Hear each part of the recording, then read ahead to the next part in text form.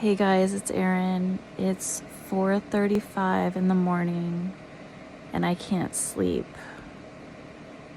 I just wanted to let you guys know that we're gonna do this. Even if I'm dead tired tomorrow, I'm starting this challenge and I'm gonna let you guys know all about it. I'm gonna try to get a little bit of sleep, but I'm determined to start this with you guys, and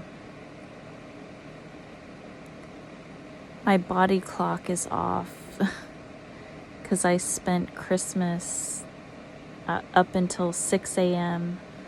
wrapping presents and trying to get everything done for the holidays. So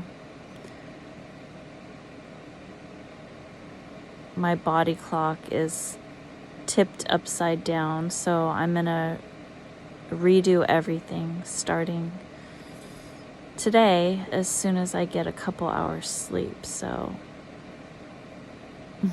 thought I would just record this as it's happening.